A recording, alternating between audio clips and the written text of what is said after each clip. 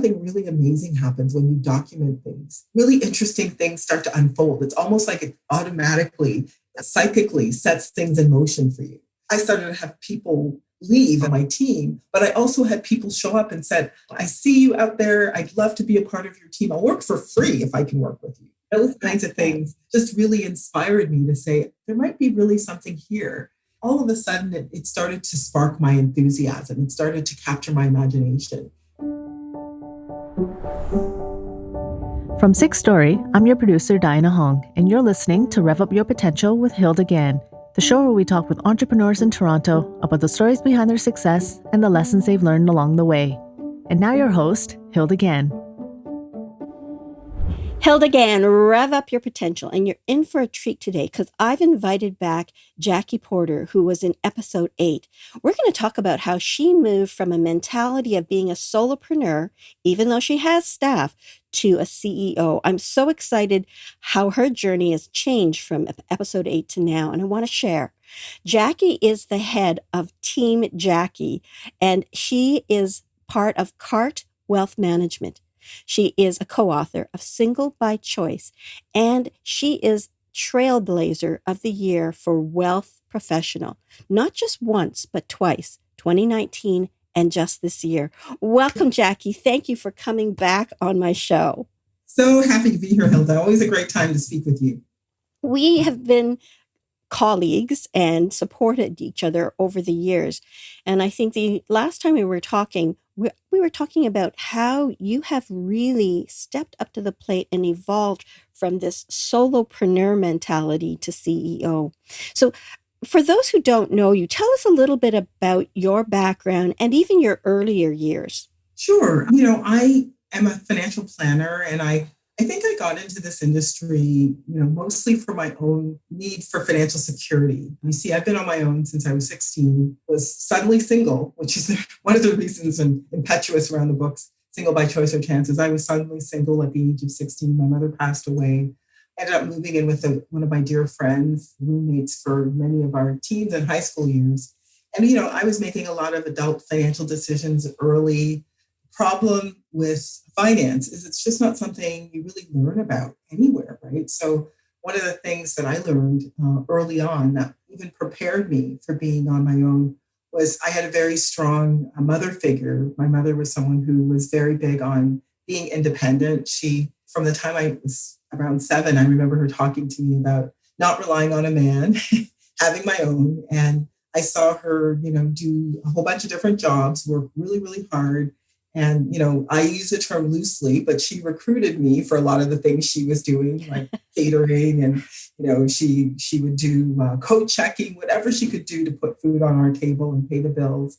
So when I was left on my own, I, kind of just adopted that. I worked 3 jobs throughout high school and university and even into my 20s, and kind of stumbled across the financial industry in my mid-20s, around 26, when I was downsized from my first full-time job and needed someone, because while I was there, the 5 years I was there, I was able to max out my RSPs, max out all of the plans, the benefit matching programs that they had, and stock matching. And so I actually had a little bit of a nest egg, because I was a good saver. That's one thing you learn when you're on your own early, is how to save. And so I was always anxious about my future. So I always wanted to make sure I had financial security. So my girlfriend, who I lived with during my high school and university years, said, you should talk to a financial planner. You've built up all these assets in the company, which I didn't even really knew were assets so much, right? But anyway, she referred me to a planner who happened to be a person of color and happened to be female, which 25 years ago, that was revolutionary. But she said something to me that really captured my imagination. And what she said was making money work for me and putting my money to work and having long-term financial freedom as a result of that. No one's ever talked to me like that. Like, I never had a conversation like that with my own mother. And, the truth is we don't learn about money anywhere.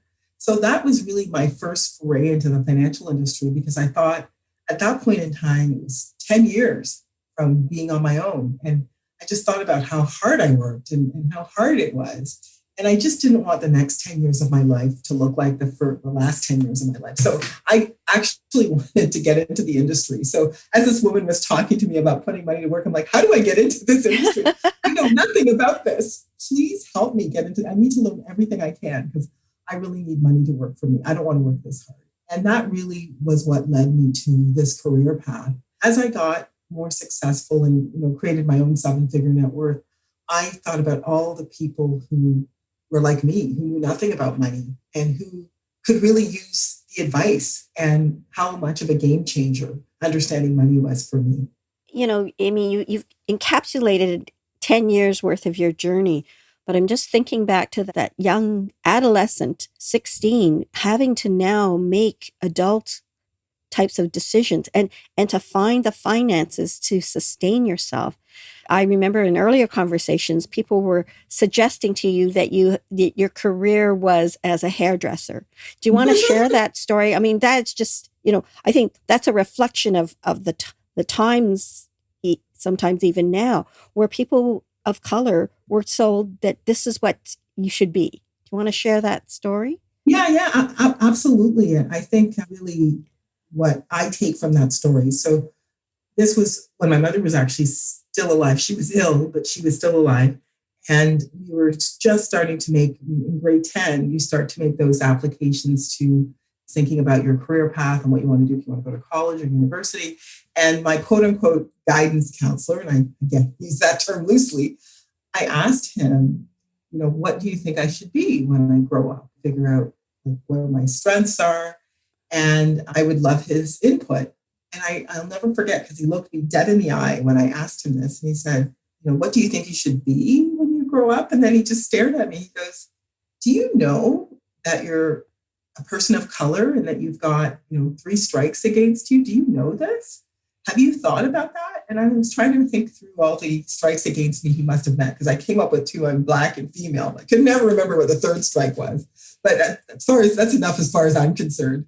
Anyway, he said, have you ever considered getting into hairdressing? That was his follow-up comment. Now, for those of you out there who are hairdressers, what you should know is I'm actually not berating what you do. I'm berating me coming into the profession and joining you and bringing it down is really what I'm saying. If anyone from my family or friendship circle would have heard this man saying that I would somehow have the talent and skill of a hairdresser, they would have laughed him into next week.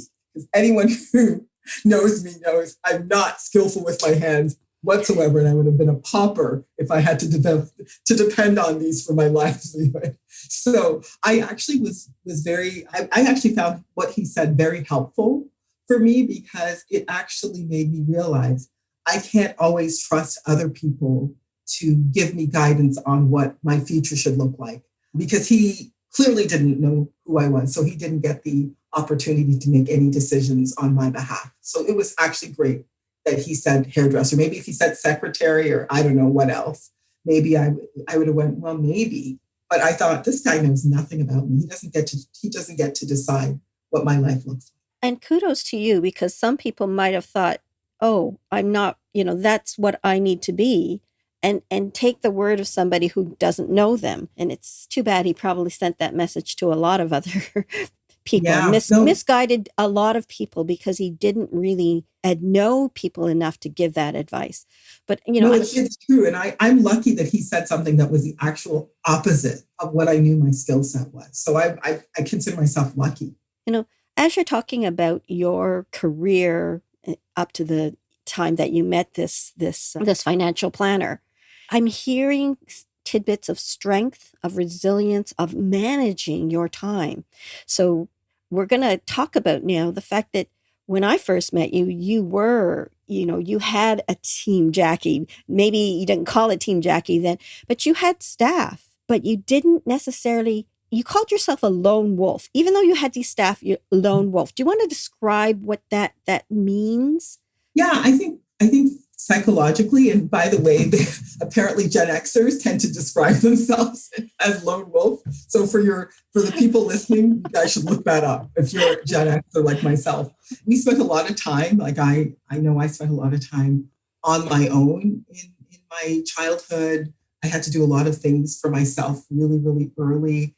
And then being left alone at such a young age, all of those things I think psychologically impacted me, where I was really someone who really learned how to just depend on myself and myself only. And psychologically, that's great to get me to where I got to, right? But not when you're trying to build a team and build a company. And so I feel like I carried that, a moniker around for a long time because that's what I knew. I knew how to depend on myself. And I felt the burden actually taking care of others. I felt that to be a burden, and I felt it was just easier to do it myself. So I was my worst enemy trying to work with a team because I just kind of went, I'll just do it myself. It's going to just be too much trouble. And I think for your listeners, I'm sure there's a lot of people out there who just kind of go, I know how to do it. I'm really good at doing a lot of things, so I might as well just do it. That's the thing. All of us, many of us as managers, we rise to the top because we're good at what we do. We can manage it ourselves. But how do you create a team that then helps leverage your time, right? And to trust them to do it as good as you. I remember my first manager. I was an educator, and I was leaving for Calgary. I'd been with her for 3 years, and she said, Hilda, one of the things is you have very high standards. You always want to do a great job. You want to, provide quality, but you need to not enforce that with others because they really get upset with you. And I'm going, why shouldn't they have these high standards? But it was a lesson learned that, if you teach somebody how to do it and then you and nurture them, they could get as good as you. They don't have to do it exactly like you do, but they could be different. And, so I understand what you're saying. And I think many of the listeners out there have the same problem. Can you give us kind of an anecdote where you felt that kind of lone wolf mentality really impacted on you helping your team? It could be an individual or the whole team. Yeah, I think just working with my, frontline assistant at the time, I actually think as an advisor, I just became better and better because I kept getting better and better clients. Their expectations kept going up, and that brought my expectations up, and it made me a better advisor. And I just found that coaching people, and I struggled with giving feedback. Like I didn't want to be too harsh with someone, but I wanted to give them feedback on how they can improve. I found that I was always challenged to, give people feedback. Like, what's the line, right? Like, how do you give people feedback to say, this is how I want you to do things? I just was always challenged by the proper way to do that. And so I would often hold back what I really wanted to say because I couldn't figure out the right way to say it. I'm not really good at being politically correct. And it's just been something I've had to learn how to do over time. And so I would end up not saying exactly what I want. And then I would just be frustrated. And I realized why I was having trouble was I didn't set good expectations. I think probably lesson number one is set the stage when you're working with a team, set expectations. One of the things we instituted in 2020 was we created an employee handbook that said, these are my expectations. This is how, when you're working with us, how we want things to be. This is the culture we want to build. We want to build fun. I hadn't given a lot of thought to culture, creating an environment that speaks to what I value, what I want clients to value in the experience with us. So it was just thinking through all of these things rather than reacting and then trying to give feedback. And I think those were some of the things that I've had to learn is setting the stage, setting expectations goes a long way. Then it's not like having to go back to the person all the time and say, and this, and that, and this, and another thing. So at what stage of your staffing, like how many numbers did you feel now, this is what I need to do. I need to set clear expectations. I need to identify the culture I want to have, not the culture that evolves because I didn't share it. What magic number of staff did you? Do you know what? It wasn't the magic number. It was the pandemic. Because, we're not in an office together. Like the pandemic gave me two things, thinking time to kind of think through all of these things. And also we weren't meeting in a specific place anymore where I could just let things happen. So how do you create culture remotely? Well, you have to document it. Yeah, that's true. One of the things that I do when I support and help my clients is I really want them to understand that they should be creating their mission, vision, and values. Because when you set that expectation, that foundation helps you to hire the right people, helps to nurture.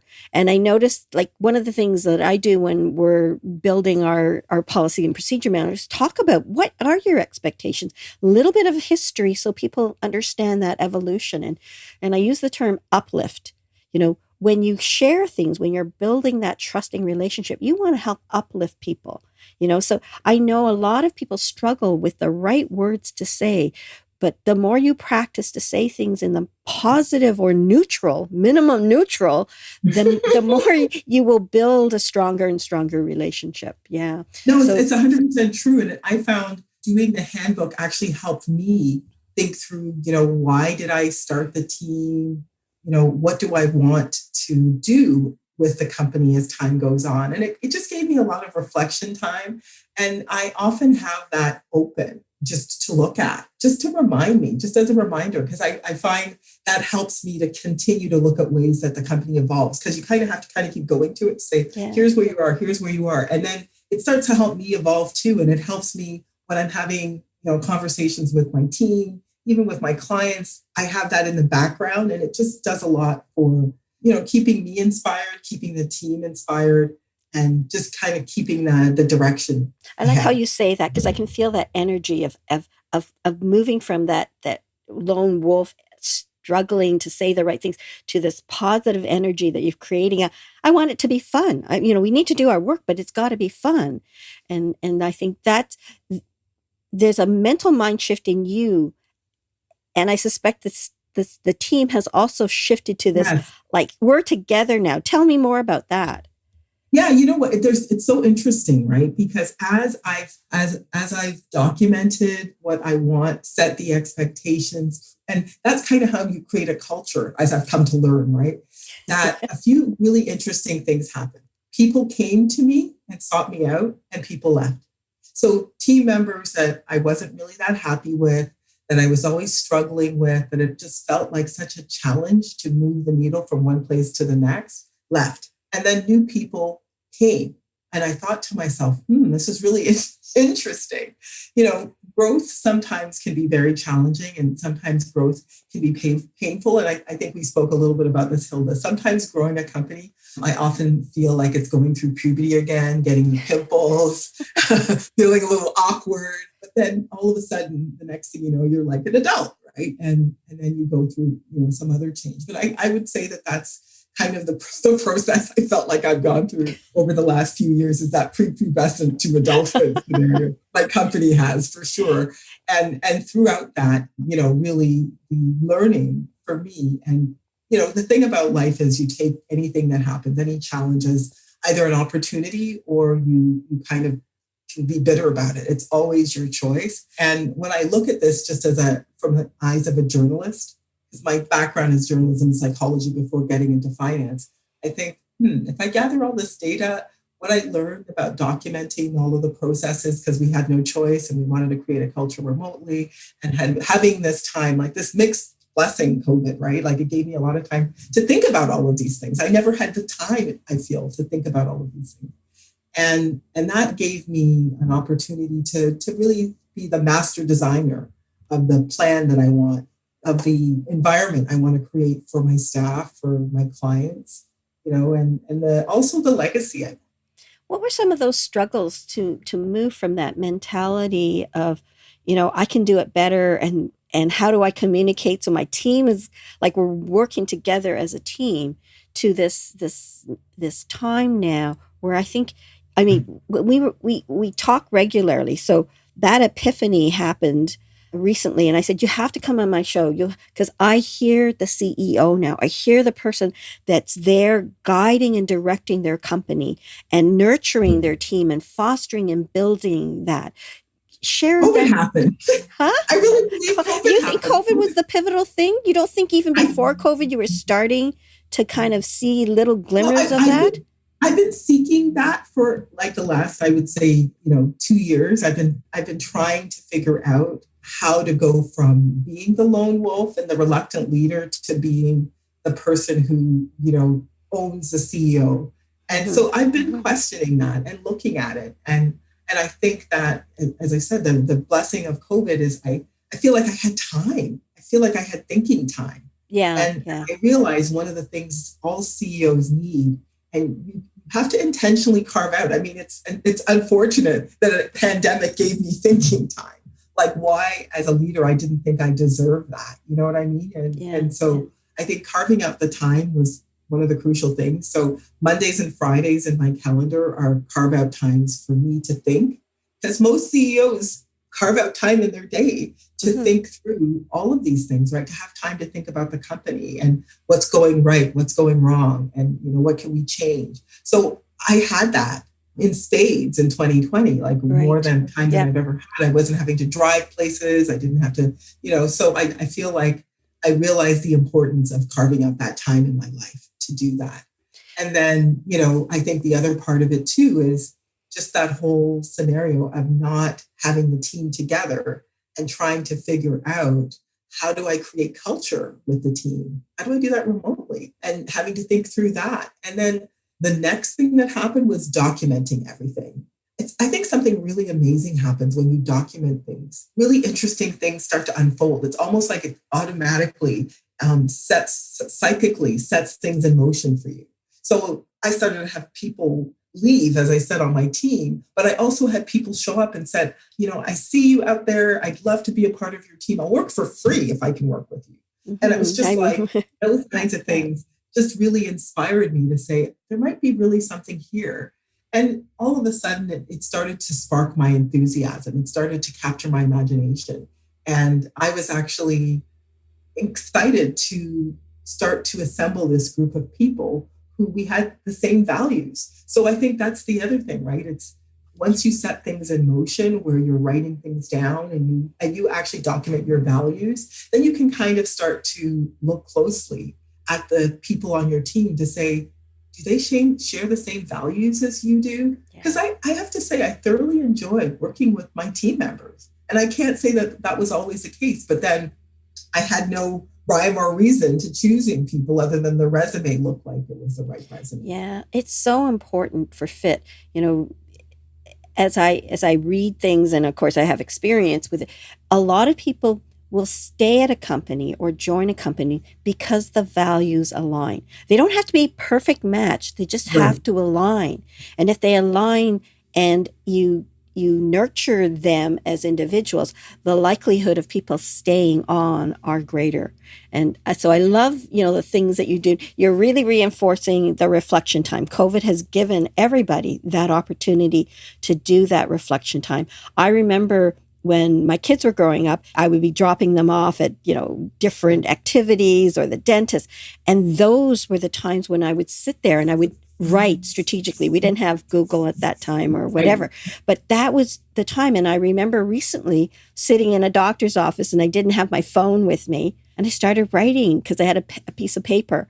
And I thought, oh my God, I'm not getting enough strategic time because I'm not sitting down and what am I going to do? Make good use of my time. So you're right. You need to, as a business owner who's expanding their business, have that time to think and reflect.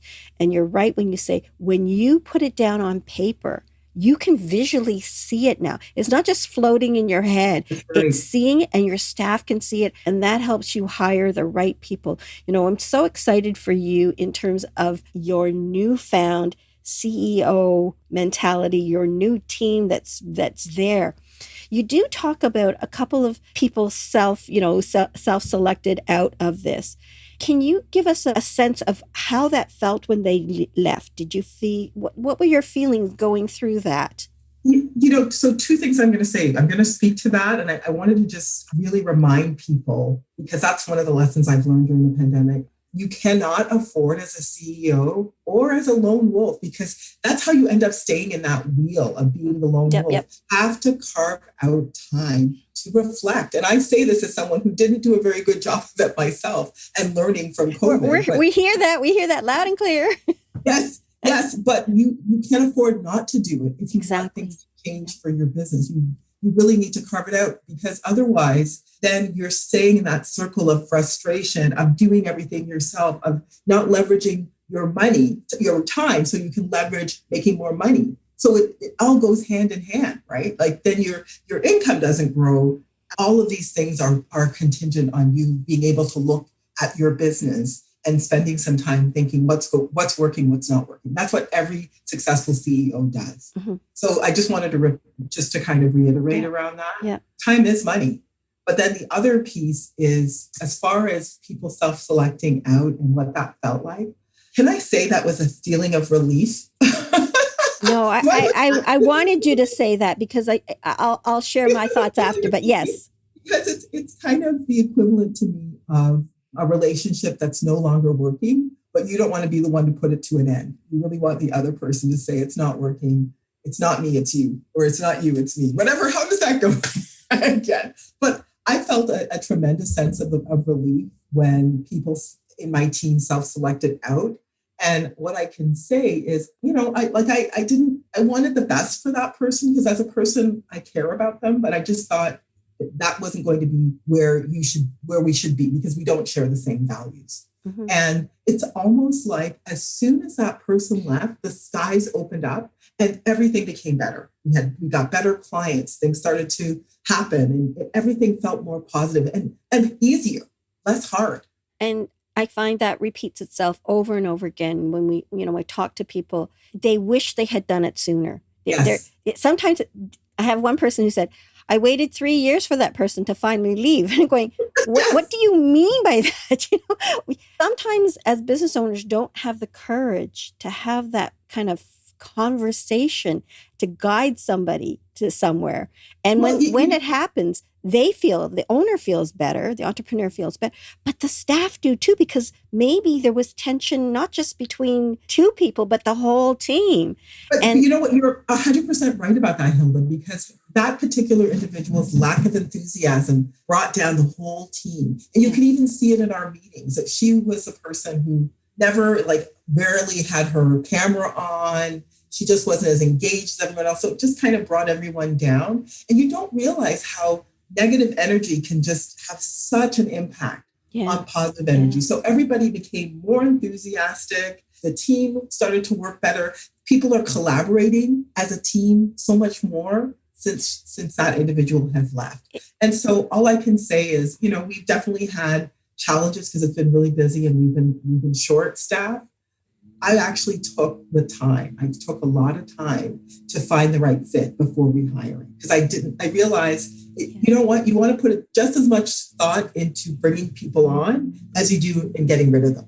So I wanted to put just as much thought in finding the right person who had the right fit and the right values, had the right level of enthusiasm, because I love working with enthusiastic people. I feed off of that, and I want them to be excited. And I think positive energy can be so nurturing and supportive, but negative energy can really just suck it right out from everybody. And it only takes one person. Exactly. Just one person in your organization. So if that's happening, you need to think about, maybe you got to do something. You got to have the courage. One of the things that my husband and I prided ourselves on when we were iTrends Consulting was really creating a positive work environment, nurturing. And I worked on it. It was in my DNA to work on it, to nurture, to foster. And we had a reunion, and suddenly at the reunion, these people came back because they wanted to reconnect with the good feelings they had. They say, Hilda, we never realized until after we left how really good this company was. There'll never be another iTrends, et cetera, et cetera. And all of a sudden, in the middle of the evening, there were 40, 50 people there. I suddenly realized it wasn't just Tyrone and I trying to foster that. All of these people in this room, they were ambassadors. We hired people who fit the culture and the idea of promoting people to do their best and to enjoy where they worked. And I just looked at that room, around the room, and I thanked every one of them in my mind, and personally throughout the evening, for being the people that they were. And each person was nurturing that positive culture a step further. Not that it was perfect, but if you get a lot of them, that's the masses that really help build a culture. Well, really I think about that from a sports analogy, right? Like the Olympics are about to happen. And it's to me that if you've got really good team members, they can be your relay carriers. So one person can take that vision to the next, pass it to the other person in marketing, pass it to the person in sales, pass it to the person in admin, and making everything better, getting you over the finish line that much faster. Yeah. So I just think about hiring great people, like hiring great roommates. Anyways, Jackie, I just really wanted to bring you back because you and I are connected and speak regularly. But the journey, when you were starting, when we first met, you were sharing that, yes, I've been so resilient. I've done so much on my own for so many years. It's hard. It's hard to have these team people. And now when I hear you say, wow, I really enjoy the team I've created, I'm nurturing and supporting them, what a journey. And I wanted to share it with other people because I'm sure everybody's thinking this way. How do I move? 100%. And why I use relay racers is you can't in a relay run the race of that relay on your own. It's not possible. You're going to get tired. Mm-hmm. So having people that you can pass that on to take it to the next level and trusting that they can do that trust comes from picking the right person. Yeah. Thank you very much for coming on. How do people get a hold of you? Yeah, tell them. I would love to hear from you if some of the stuff resonated. I'd love to hear your story. But you can reach out to me at www.askjackie.ca. Just come to our contact page if you'd like more information on me or our services. Thank you so much, Hilda. This was a pleasure. Oh, I really wanted to share this because I feel this is a journey many entrepreneurs are trying to struggle with. And I'm hoping our conversation today helps them think more like a CEO and see the value of moving in the direction. And thank you for sharing all that. Not a problem. They're definitely not alone. I'd like to thank my production team, Sixth Story, for helping produce this, as well as my team back at People Bright Consulting for getting us to today's podcast. If you, as the viewers, liked what you heard, please like us, subscribe, and there are many other people who I have invited on our podcast that really have a story that I think you'll find really interesting and may help you in your journey for success. Thank you again, Jackie, for joining us on Rev Up Your Potential. Thank you. Bye now. Bye.